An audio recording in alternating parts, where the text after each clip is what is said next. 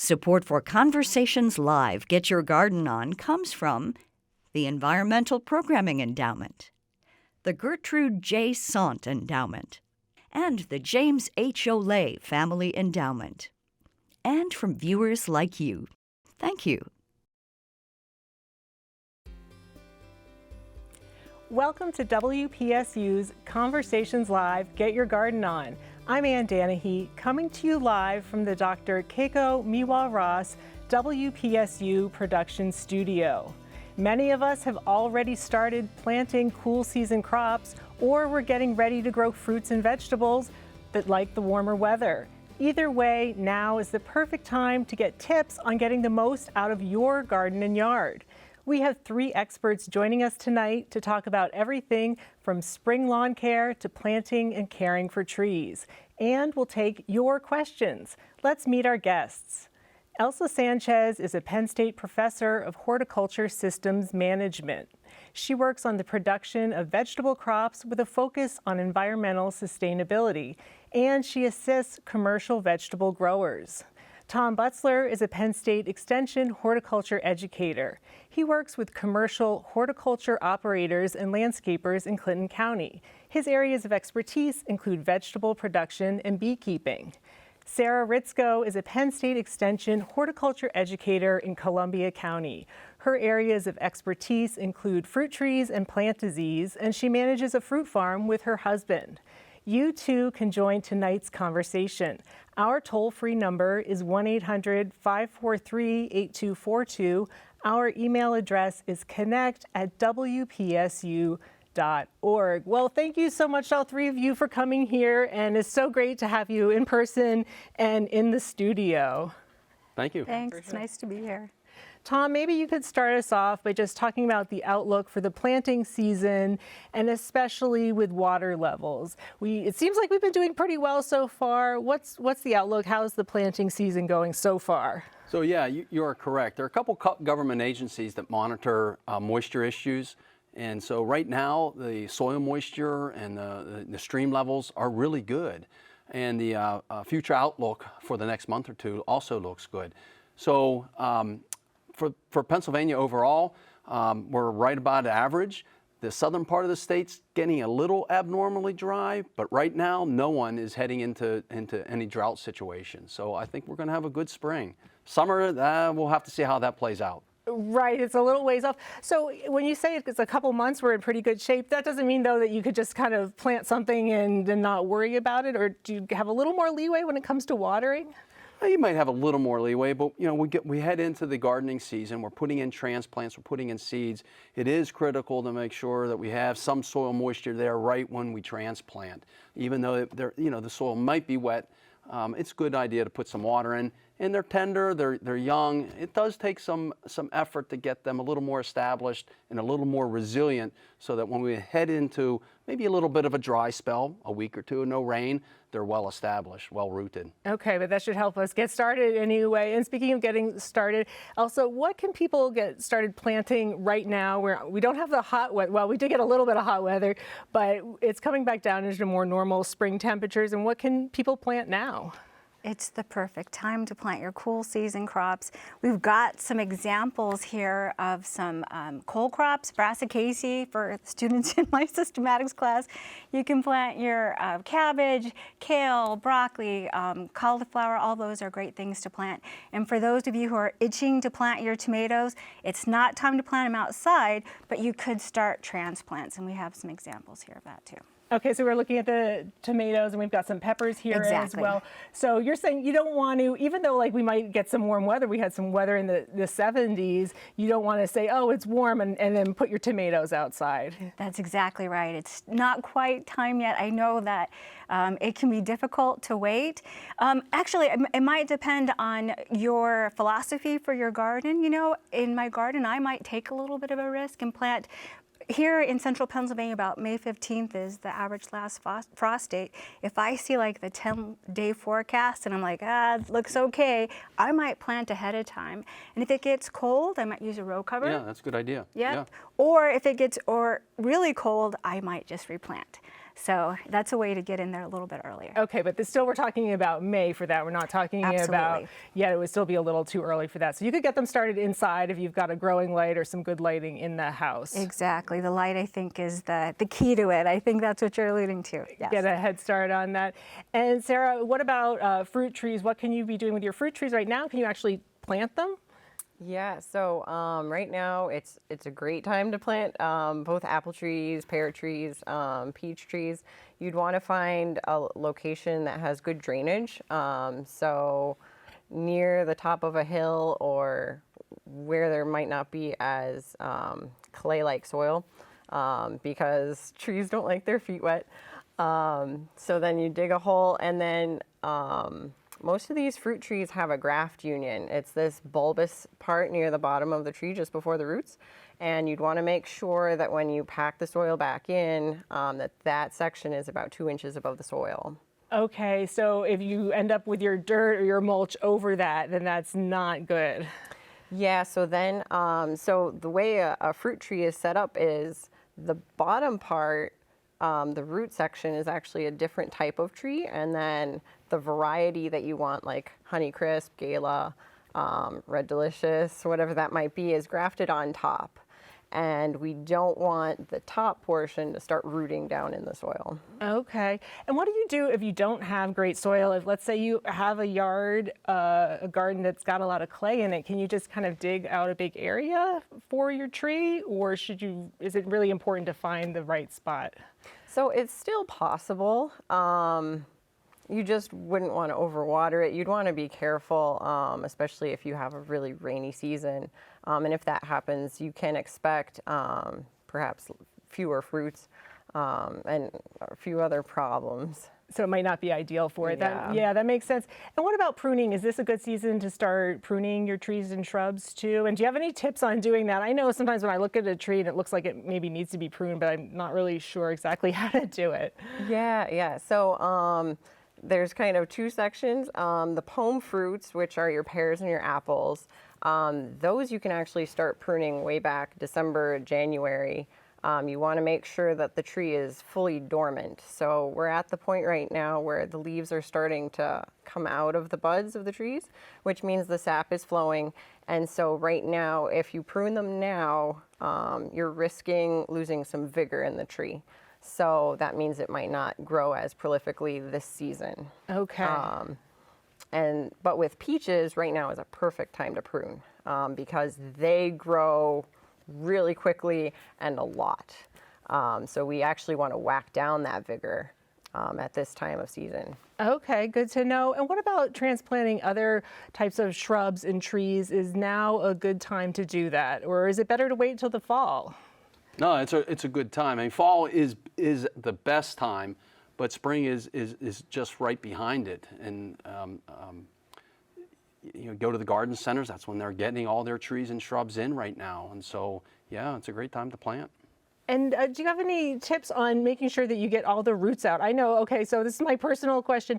I have some little baby oaks that were actually the squirrels bury the acorns, and I thought, okay, I'm gonna get some little baby oaks out of this, but already they've got these like really big roots. How do you make sure, or is it okay if some of the roots get cut off when you're transplanting?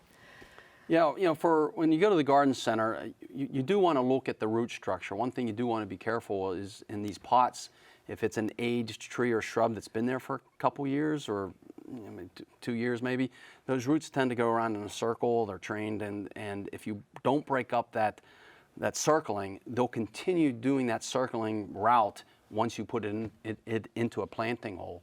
So you do need to disturb those roots a little bit. It may require cutting those roots, and it will be perfectly fine. Okay. And then also when you're planting either fruit trees or other types of trees and shrubs, we have been getting this kind of variable weather. It was really warm, and then, I mean, I hate to say this, I looked at the forecast and there's snow in the forecast next week. Yeah. How do you kind of plan for that or deal with that? Well, at least for the ornamental side of things, you would want to put on a layer of mulch after you plant. And so that's going to insulate that ground a little bit.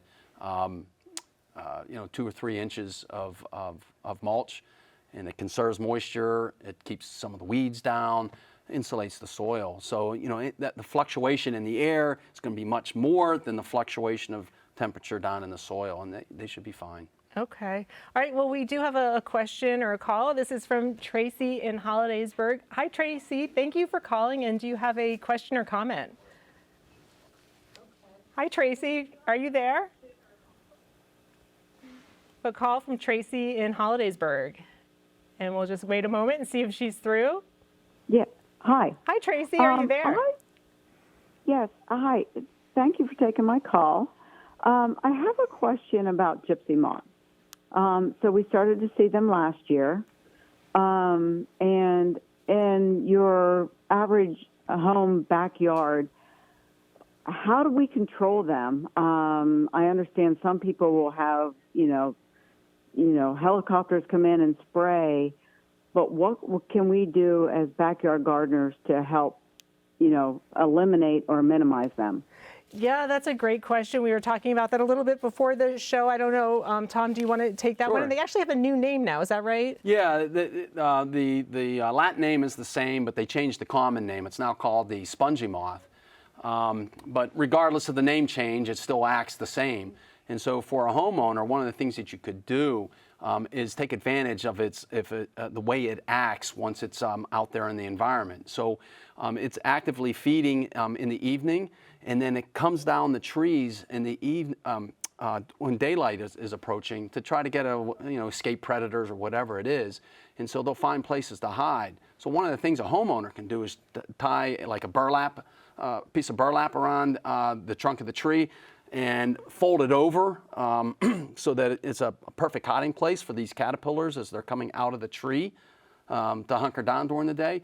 And then you get up and then you can just, coffee can with some soapy water, put them in that, and they'll drown. So that's an easy thing for a homeowner to do, because you can't run a helicopter and apply an insecticide.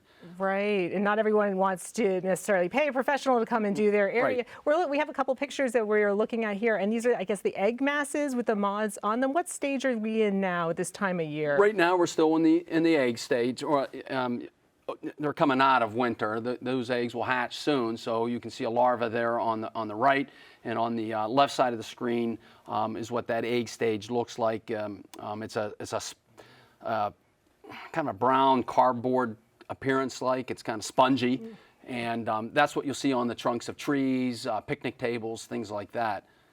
So that if you see those, you can scrape them off too, even before before they hatch. Yep. If they're accessible, if they're high up in a tree, it's going to be a little difficult to get to, of course. But right, we know this is a problem that hits different areas, different times of the year, different years, and it can be a real pain. So we hope that helps you deal with that. I want to go back to another vegetable question, because we are having this variable weather. So if you get your lettuce in now, your cold season crops, and there was this forecast we might get snow next week.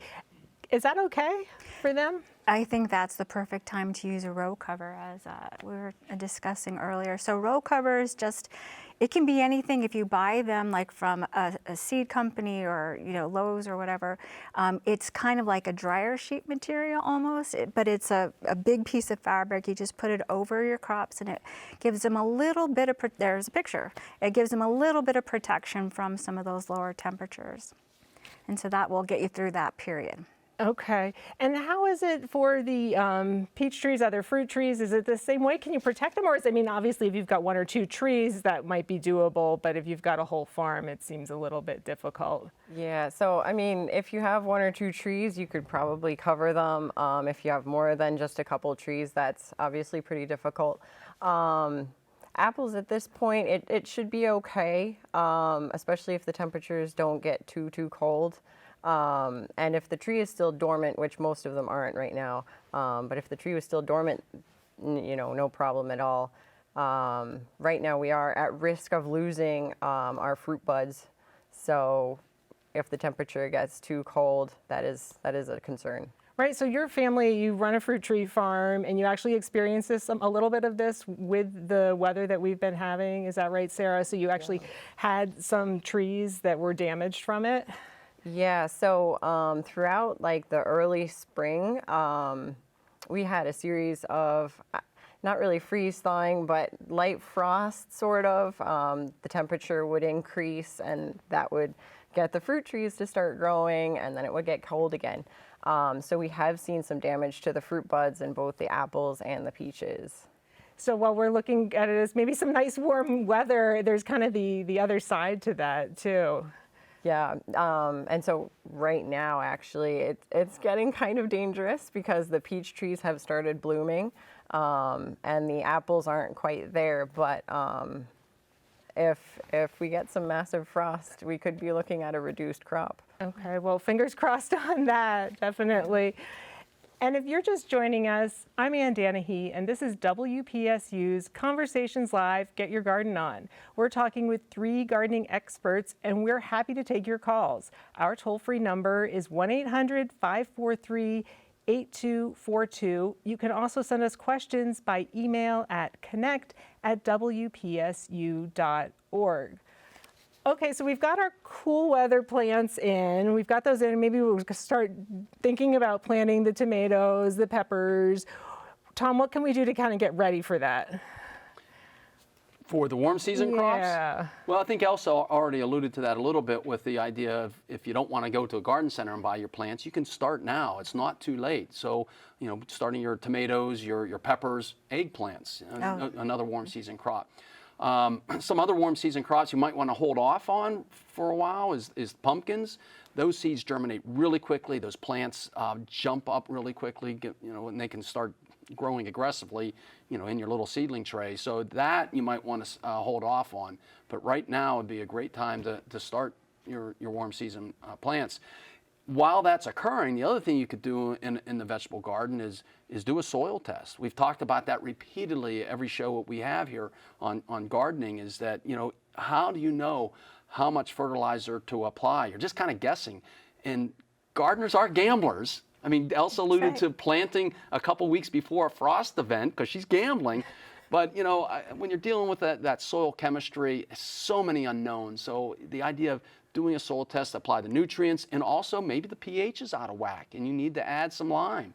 Or if you're growing blueberries, maybe you need to bring that pH down and acidify that soil.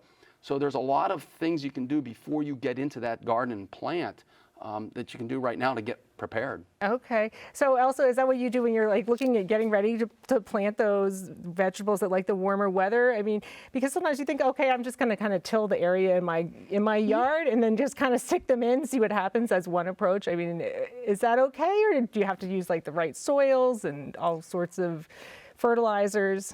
Right. And so I would start exactly how Tom was saying, do a soil test.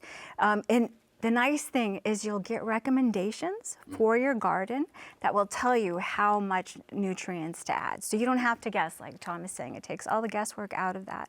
Another thing you could do right now too is put down mulches. I like to use landscape fabric in my garden. I start off really excited about the season, and about midway through, I get a little bit tired, and so I really like having those mulches to help with, particularly with weeds. But I've already put those out in my garden. I'm getting ready I'm going to put some broccoli in this weekend, and then I'm also getting ready for my tomatoes and peppers and other crops like that. Okay, so it's okay to put this kind of like a fabric down, and it's hopefully will smother most of the weeds, or at least help you later into the summer. Exactly, and it helps to warm the soil too. So okay, yeah. And I think Tom has done one approach to that. Maybe you could tell us a little bit about that. Your use of a unique cover for your garden. Well, Elsa used the term mulch, and you can use almost anything as a mulch. So one of the things I do is that after our wind event, I kind of ride my bike through the neighborhood, and I look for those trampolines that were blown half a block away, and they're all mangled up, and then they put them at the trash to pick up at the trash.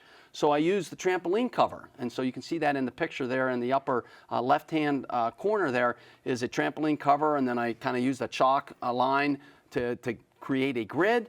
And then I got a soup can, put it in a fire to get it hot, and I created my holes, and you can see that in the lower left-hand side photo there, where I created a number of holes, and then I placed that in the garden, and I put my tomatoes and peppers and cabbage there, and using that grid system, and it's a mulch. I don't have to weed, because as Elsa mentioned, gardeners get excited in the spring. They plant everything. And then it comes into July and August, it's hot, and the last thing you want to do is go out and weed. So anything you can do to minimize that weeding task makes it a much more enjoyable experience. Yeah, definitely. And in this case, you're also saving the trampoline from ending up in the landfill. So it's kind of a win-win. I'm upcycling. Is that the term? I like that. Yeah, that's right. I like it. Well, it looks like we have a call from Red in Johnstown. Hi, Red. Thanks for calling. And do you have a question or comment? Yes, I would like to know, is there a disadvantage of planting a garden where trees used to be planted, but now they were uprooted and taken out? Oh, that's a great question. So you had an area in your garden that used to have trees, and then they've been uprooted or taken out. I don't know, Sarah, is that something you encounter? You've got fruit trees, and you want to plant something else. Is it okay? Turn that up. With fruit trees, usually there aren't a lot of pests that transfer over from fruit trees to vegetables. So that's okay. The only case that I could think of would be, I can't remember that tree. Walnut. Yeah. Yeah, that would A black walnut tree, Yeah. which can make other plants not able to grow. Yeah, that's the only case I can think of. Right, that's a really good point. So in general, is it okay if it's not a black walnut to plant other plants where a tree used to be?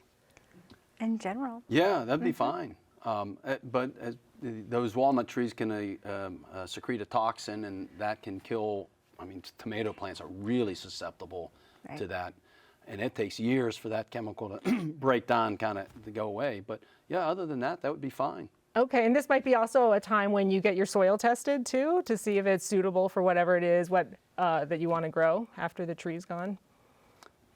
So usually the soil test will tell you things like pH and the nutrient levels, and so you can definitely get those back into, the correct range for the vegetables that are going in next. They won't really tell you anything about like if there is any leftover chemicals from the trees or anything like that in the soil. Okay, so that you would have to know. So okay, we hope that helps, Red. So as long as it's not a black walnut that used to be there, you should be in pretty good shape. And hopefully that'll work for you. And we have another call, and this is from Abby in Lebanon. Hi, Abby. Thank you for calling. And do you have a question or comment? Hi, thank you for taking my call. I do have a question. Pepper plants in my garden in a raised bed. Last summer, they were just all very tiny little, almost like miniature vegetables. And I'm wondering if there's any tips or hints you have about growing pepper plants. Okay. Any kind. It was my jalapeno and the green peppers. And so they were very tiny, and it wasn't like you bought like miniature pepper plants. Right. Okay, yeah, great Exactly. question. So yeah, we have some pepper plants here, right? Yeah, we do. Yeah, any tips on growing pepper plants and what might cause them to not thrive? Was it the plant or the fruit that was small? Oh, maybe it was the fruit. She might be gone, but it sounded like you're right. It was the fruit. It was the fruit. The plant almost seemed dormant. It got to a certain size, and then the fruit it produced was just small. A tiny fruit. Okay. One thing that's coming to my mind is maybe the water. Is that coming to your mind too, Tom? Yeah. I looked up some data for last summer, and last summer was, for the Northeast as a whole, was one of the hottest on record. And June was the hottest June on record. Now, July and August cooled down a little bit, but not much. So overall, it was very hot. And when you look at vegetables, I mean, they're like 90% plus of water. So, we had a colleague that would say, "Why do you think they call it a watermelon?" Yeah. Because they're mostly water, and yeah, I agree with you. I think it was water. Probably. So that going out maybe once every 3 or 4 days might not be enough in the heat of the summer. That water evaporates from the soil quickly. Right. I think another thing that's coming to my mind is if you have a vegetable garden, it's really important to have a water source. You were talking about where you have these periods where you have a droughty week or two, and it's really important to have access to water to have good fruits and vegetables. So. Okay. All right. Well, we hope that helps you, Abby, and you have better luck this coming summer. And we have a call from Jane in Johnstown. Hi, Jane. Thanks for calling. And do you have a question or comment? Yes, I do have a question. Because of the variable weather that we've been having, when is a good time to start pruning roses, and when should you stop pruning them? And just generally about rose care. Rose care. Okay, great question. I don't know who wants to weigh in on the rose care here. If any of you have any experience or expertise in pruning roses? I nominate Tom. I mean, you could go in and prune anytime except as you get later on into the season, just because you want that plant to get ready for the dormancy. If you plant too late, if you prune too late into the season, it's going to stimulate growth, kind of like what Sarah was talking about with the fruit trees. And so that's really the only time that you probably want to avoid pruning. And it depends also what type of rose bush that you're pruning. If it's something that's pruning on new wood, you might want to prune during the dormant season so that new flush of growth can grow and put out flower buds.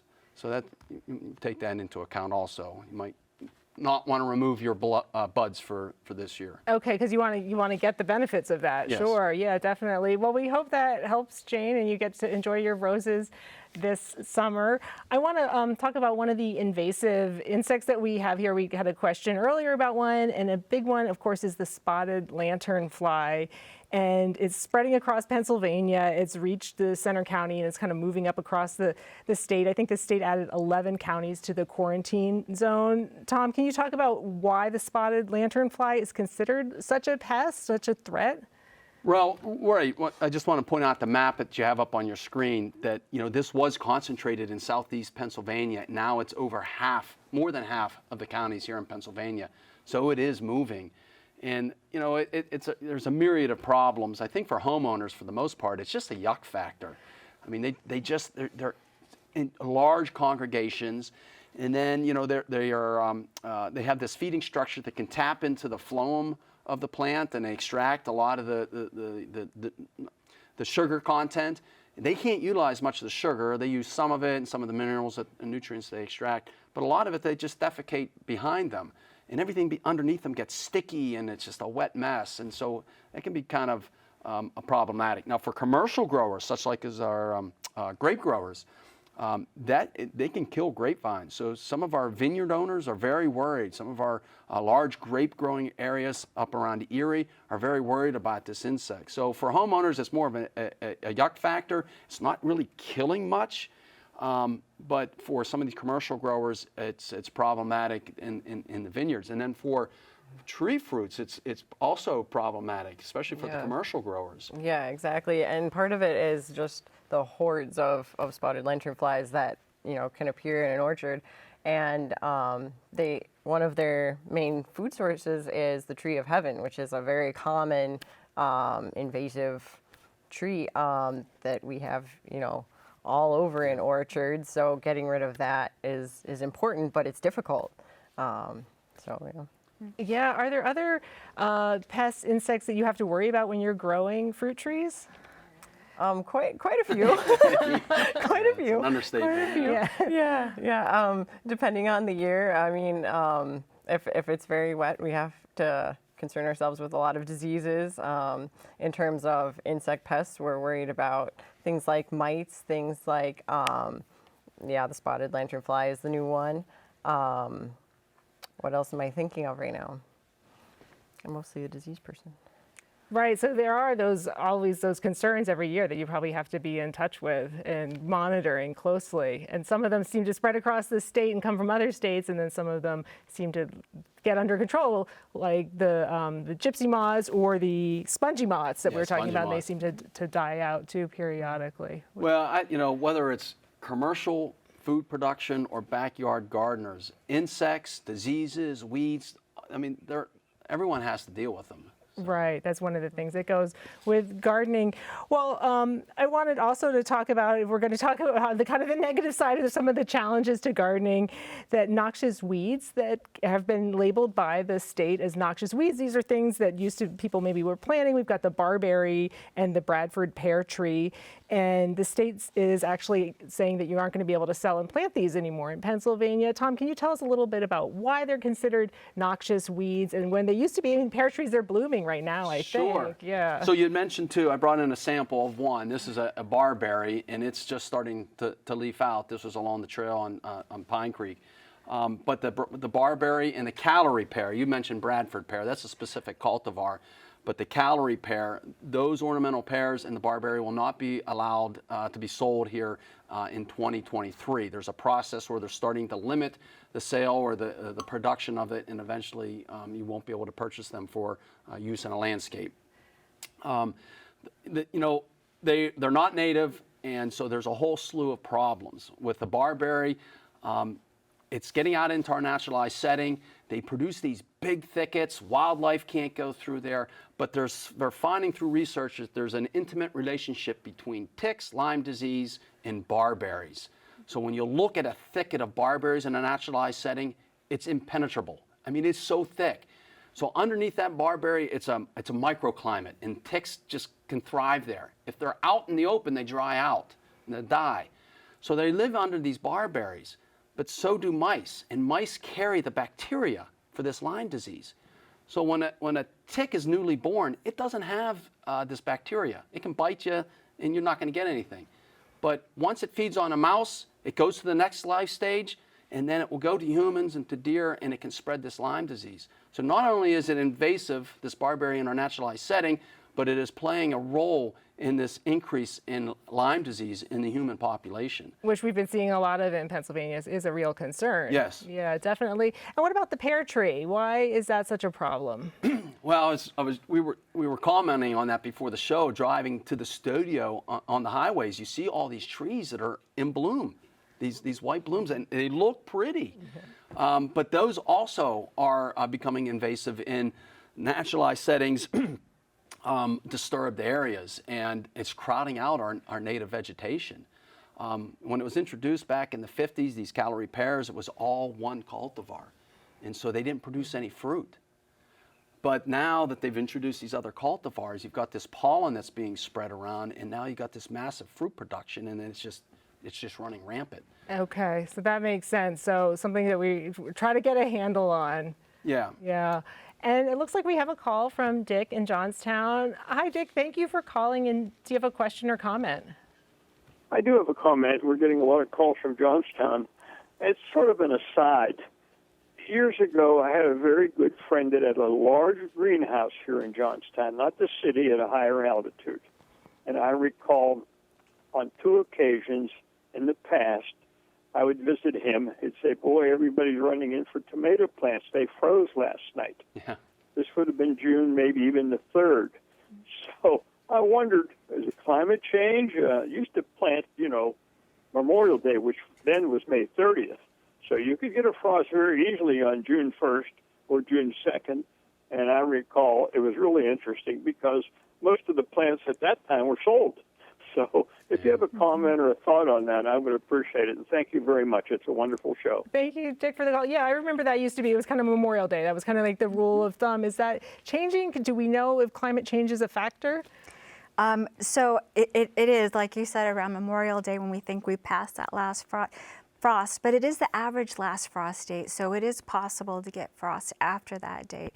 I have a colleague who grows tomatoes, and he said one year he planted a whole bunch of tomato experiments, and they got a frost after June 1st, and he had planted a Memorial Day. So it does happen. How much of it is due to climate change? I'm sure it plays a role, but I couldn't say for sure the exact role. It's difficult to measure exactly how much it is, but it seems like, yeah, maybe you could plant them a little earlier than you had been able to. Yes. But it's important to know where you live also. He mentioned Johnstown and high elevation. That's a lot different than down in the valleys too. And so there are some online tools where you can put in your zip code, and it will tell you on average when that frost-free event will occur in your area. So it's going to vary widely in Pennsylvania. Okay, and if you do have them planted and there's a call for a frost, as we did talk about this a little bit earlier, you can cover them up and hopefully protect them? That's correct. So using those row covers, you can get a few degrees protection from that. If it does get too cold, you might be going to the greenhouse and buying some new plants, or just getting your tomatoes from the farmer's market or grocery store that year. Right, that's a thought too. Yeah, good point. And we have a call, and this is from Mike in Warren. Hi, Mike, thank you for calling. And do you have a question or comment? Yes, I do. I have a vegetable garden. I'm in northwestern Pennsylvania. And for the last 2 years, both my tomato plants and my sweet pepper plants, the root structure is barely visible when I pull the plants out in the fall, and the production isn't very good. I sent a soil to a lab in Virginia, and they're going to analyze the soil for nematodes, but I haven't received that report yet. And if, in fact, I do have nematodes in that soil, how do I get rid of them? Okay, thanks for the question. And I don't know, maybe first you can start by explaining what a nematode is. Sure. A nematode is a non-segmented roundworm. They're just really teeny tiny microscopic kind of worms that live in the soil, and they can attack your plants. Like the root knot nematode is what's coming to my mind. If they are a problem, is there another spot maybe to put the garden is the first thing that comes to my mind. There's also things you can do, like there's certain types of mustard that you can grow to help with certain types of nematodes, although I don't think it's root knot nematode. I think it's dagger nematode that the mustards work with. And then other than that, you get into using chemicals to kill them. So it just depends on your goals and how you want to manage that. Okay, so hopefully he'll get some results from the testing that might provide some answers, but one possibility is to try a new spot. If you have that spot, try a new spot for the garden. Are there resistant cultivars? What? Are there resistant cultivars? I don't know that there are. I don't know. I mean, nematodes really historically not been a big problem in Pennsylvania. Yeah. We're starting to see a little more of that activity, but I just haven't seen it with a lot of our commercial growers. I don't know about fruit tree production, if that's nematodes are a big issue, but not too much. They can thank be you very much sometimes, for and your we'll help. still do soil samples, but they're not typically a problem. Okay, well, yeah, thank you, Mike. We hope that helps. And I want to talk one possibility is to have planter gardens. So a lot of times you've got the garden in a part of your yard, or maybe you have a raised bed, but there's different options for that. Elsa, what tips do you have for people who are maybe have a smaller yard or just want to have something that's a little smaller and under control? Yeah, sure. So container gardens are an option. And so I have an outdoor garden that's in the ground, and I also have pots in my garden because there are certain plants, like for example, my rosemary I put in a pot because then I can bring it inside during the winter. But that's definitely a way to go, like in a small space. You can grow your tomatoes, any of the crops really that we've talked about. One thing to look for is plants that are labeled for containers, because usually those are kind of smaller and do a little bit better in those. And the key is to make sure you water them. yes, absolutely. They dry out really quickly, and so like last year when we had that really hot year, you might be watering once, maybe twice a day. Yep. So that is the key. Okay, so the containers dry out quickly than if you have it in the yard. I mean, that kind of makes sense, but I can see that you might not think about that you think you've got it in the container and it's kind of it's supposed to be less maintenance. Right. And in some ways, like you're not managing weeds in there, for example, but the watering, it is a little bit more critical to keep an eye on that than compared to the garden. So that's the key. And if people do want to stick with something that is not chemical, if they are having these problems, are there ways of dealing that with? We talked about relocating your garden. Are there other options, or at some point do you have to consider using insecticides if you do have these pests coming in? So the first thing is to look for resistance in whatever plants that you're growing. And so if you're buying them, usually they're labeled, right? This plant is, late blight resistant or something like that. And so if you know that there's a pest that you commonly have and you can find a plant that has a resistance, that's like your first line of defense. Because in some cases, like breeders have been able to keep one step ahead of the pests. And so that would be the first line of defense. And then there are other things you can do that are preventative, like if I'm growing a tomato, I don't want to crowd them in too much, for example. You want good airflow, for example. Those row covers that we were talking about for frost protection, they also act as a barrier for certain insects. And so there are other things you can do. Really, the last line of defense should be applying some sort of a pesticide. Okay. Well, it looks like we have a call from Arnold in Brookville. Hi, Arnold. Thank you for calling. And do you have a question or comment? I have a question. I have a couple of peach trees, and they produce real well. And the problem seems to be a couple of years ago, some of the peaches started to rot right on the tree, and I was wondering. I don't spray my trees. I don't want to, use chemicals, and I was wondering if there's anything what's happening, and if there's anything that I could use to prevent them from rotting like that. Yeah, Arnold, well, sorry to hear that. That's a good question. We have a peach tree expert. What do you do? Have you ever encountered that, Sarah, and what do you suggest? Yeah, so it sounds like, I'm not sure without seeing it, what it sounds like is brown rot to me. So likely what he's seeing are peach trees starting to rot and turn into mummies is what we call them. They'll be covered with like fuzzy fungal spores.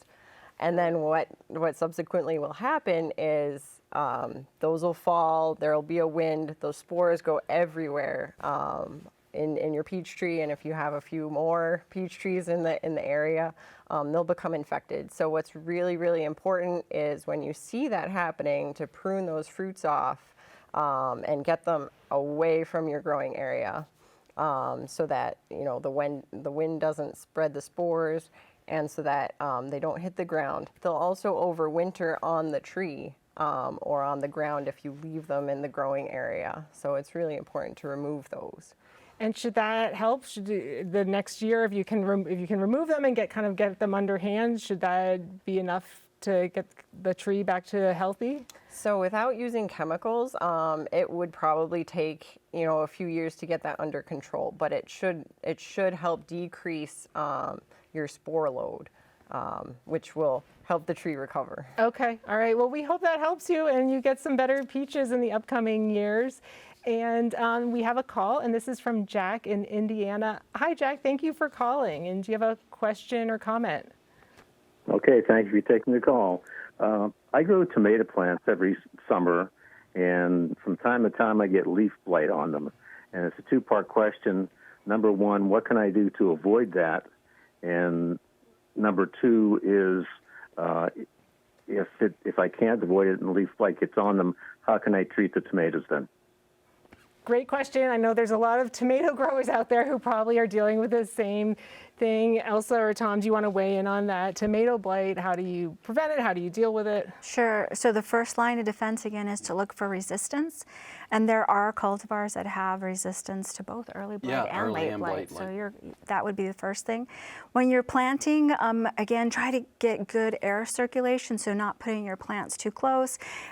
Making sure, like maybe you're staking them or putting tomato cages around them so that there's air circulation within your planting. Our plant pathologist, Beth Gugina, always says, if you could be out there with a hairdryer drying off the leaves, the point is to try to keep it as dry as possible in there, because really moist conditions can really set those diseases going. And so keeping it as dry as possible is another thing to do. What else, Tom? Yeah, we've talked about the watering, and there's like good ways and bad ways to water. You're saying to keep them dry, so maybe tell us a little bit about the best ways to water. Well, I think Elsa's kind of alluding to that, is that when you water, you want to make sure that water is going down at the base of the plant, not on the foliage. So those spores will land on the leaf, and they need a water droplet to start the infection process and work its way into the leaf. If that spore lands on a dry leaf, it just sits there. So this idea of good air circulation keeps those leaves dry, and those spores just can't get a leg up on the plant leaf. So circulation, and then of course there are some fungicides if you go that way too. And I do want to address the pesticide issue here too, is that there's a continuum of some very safe, least toxic type pesticides to some of the more harsher ones. So we were talking about insecticides earlier. You can use some of the BT products, some of the spinosins that are very selective, not very broad spectrum. And then you can go to some of the more toxic stuffs. And it's the same thing with some of these fungicides. So for a lot of backyard gardeners, copper, a copper mixture, you can get them at any of the box office stores, hardware stores. And that gives you some basic disease control, wide variety of disease control.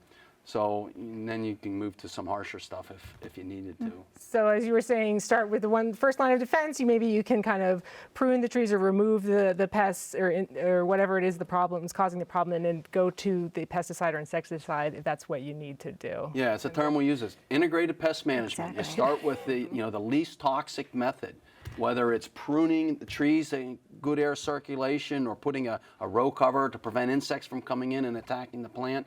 You try those things first, and then you move up to pesticides. Okay.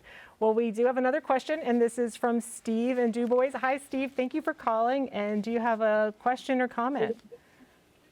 No, I have a question about, I'm ready to tilt the ground, and usually every year I put a cow manure. I get few bags, about 20, 30 bags, and put it down on the ground, and I tilt it. Now, I don't know if it's at the right fertilize, for the ground. Now, later on, I use the kind of like a spray and a little can from the Walmart, and they call them all-purpose, Steve, I'm sorry, I missed the beginning part there. What type of problem are you trying to deal with? I'm trying to deal with what kind of a fertilizer I should use when I tilt the garden to make the more potent the ground, because it's clay here a little bit on one side, and it doesn't grow very, very much. They die before they get ripe or something like that, Gotcha. So I wonder. Yeah. Okay. I wonder. Go ahead. So what type? He's got a garden. He's got a lot of clay in there, and he wants to fertilize it and make it better for the plants to grow in it. Any tips on dealing with clay? I know I have a lot of clay in my yard, and yeah, it's tough, right? I think he said he used compost. Did he say that at the beginning? More manure. Or one of those. Yeah, something. Yeah. And I think that's an excellent way to deal with clay, is to put something like a compost in there. And then you're using an all-purpose fertilizer later on, and I think that's a perfect way to handle fertilizing the plants as well. One of the things with compost is it contains nutrients that aren't exactly in the right ratio for plants, so it's really easy to over-apply nutrients. And so it's not something that you want to apply a lot of every year, but when you have a clay soil, putting some in there to help working it up, I think that's perfectly great thing to do, actually. Compost is better than cow manure? So one of the issues with manure is there can be some food safety issues when you use manure, and so there's a little bit of when do you apply it, but if it's what organic growers do, it depends on if the vegetable is touching the ground or not. So if the vegetable is touching the ground, you want to apply it at least 120 days before you harvest. If it's something that's in the air, like a pepper, right, that's not touching the ground, then at least 90 days before harvest. But the manure creates the potential for foodborne problems. So if I had the choice, I'd use compost for that reason. Or you could compost your manure and then apply it. Yeah. That could work too. Okay, all right. But that would also be a good time to do a soil test, because the nutrient levels can really get kind of goofy if you add manure year after year after year, and the phosphorus, potassium levels might be kind of high. You might need to kind of pull back from that and use something a little different. Okay, great question. We hope that helps you deal with all of the clay that you've got in your yard. And we have another call, and this is from Albert in Clarkstown. Hi, Albert. Thank you for calling. And do you have a question or comment? Yes, I have a question. We're putting in a larger garden this year. We have well water, and the pH of our well water is like 8.3. Now, I know you have to raise up acidic water because your nutrients are absorbed at a certain pH. But when you look at the charts, a lot of nutrients they can be absorbed all the way up to 9, but I don't think you really want to be watering your garden with pH of 8.3. Is there something I can put in the soil? Does lime actually bring pH down like it brings pH up? Or how do I deal with this? Because we're going to need a lot of water. And when I water our houseplants and stuff, I use a pH down acid and bring it into like the 6.5 to 7 range. What can we do with a big yard garden with this pH of 8.3 water? Oh, that sounds like a tough question. I think we're all like kind of scratching our heads on that one. Anybody want to weigh in on that one? I think you bring up a really great issue of water quality, and with high pH water and the fact that you're using a lot, one thing to keep an eye out is for iron. Usually we see iron deficiencies, and so you might need to apply iron to your water. Or, what if you used a fertilizer, like an acid type fertilizer? You know, that might be something to do with a high pH water as well. I mean, our commercial growers, you know, to bring the pH down on their irrigation water, they'll use an acid injector. You know, I don't know if that's something that a backyard gardener would want to do. So some of the granular fertilizers to bring that down. And I guess the other thing is, again, you'd want to do a soil test and keep track of that, because you don't know how much buffering capacity is in that soil. It may not be as bad as you think. Mm-hmm. And I have to say this for the last caller, we didn't talk about cover crops. Oh. That would be such a good thing to use for your clay soil, to grow some sort of cover crop, add some organic matter to the soil, and you wouldn't get into some of these issues with the nutrient imbalances that we were talking about. Okay, so that's a great point. We'll kind of throw that in there too. So for the previous caller, if you've got soil, he had clay soil, so using cover crops, which is kind of the off-season crop, or how would you describe a cover crop for someone who doesn't know? So a cover crop is something that you're growing to improve the soil, not to like harvest fruit or, you know, eat the leaves or anything from. And it can add organic matter, it can help to suppress weeds. There's a lot of things, good things about cover crops. You can bring in natural enemies, you know, a lot of good things. And you can plant them whenever you want to. If you can dedicate your garden for a whole year to it, you can plant something all summer long. You can start them in the fall. They can grow all winter long. There's a cover crop pretty much for every season. Oh, that's great. And I want to ask a question too about fruit trees and shrubs. Is that something you have to worry about too for the pH level? Are you constantly having to check that every year, Sarah, when as someone who grows fruit trees? Yeah. So there's a little bit that you have to worry about, especially because we use a lot of rainwater and also pond water. But it's not really critical for pome fruits, again, the apples, pears, and stone fruits, peaches, and such. Things like small fruits, blueberries, definitely important, but not really for the fruit trees. Okay, good to know. And we have time, I think, for one more caller. This is Mary in State College. Hi, Mary, do you have a question? Yes, thanks for taking my call. I have a pretty old hydrangea bush, and I noticed that I think it got zapped a little by the frost. So I'm just wondering, is that it for the season? I mean, will it send out new buds? Will I get blooms? That's what I'm asking. Will it be able to blossom this year if the frost already did get it? Yeah, that's a great question. We had some pictures earlier that we were looking at of Sarah's fruit trees, the ones that did get zapped from those frosts that we've had. Is there any hope for the hydrangea? It kind of depends on the species of hydrangea. So if it's like Hydrangea macrophylla, those flower buds were set last year. So if they got damaged with this cold spell, whatever one she's talking about, yeah, you're not going to get flowers. But if it's something like Hydrangea paniculata, those blooms are being set on new wood. So you'll have new branches that will grow, and then those flower buds will set on that. You'll get flowers in the middle of the summer. So it depends on which species of hydrangea that you're talking about. Okay. All right. So hopefully, fingers crossed on that one, that you're going to still get some more buds coming in. And we have just a couple minutes left. I think we might actually be able to squeeze one more call in. And this is Dwight calling from Smith Mill. Hi, Dwight. Are you still there? And do you have a question or comment? Yes, I'm there. Yes. My question is, every year my roses start to bloom real nice, and then I get either it's Japanese beetles or June bugs, and they just eat the heck out of them. What can I do to keep them from doing that?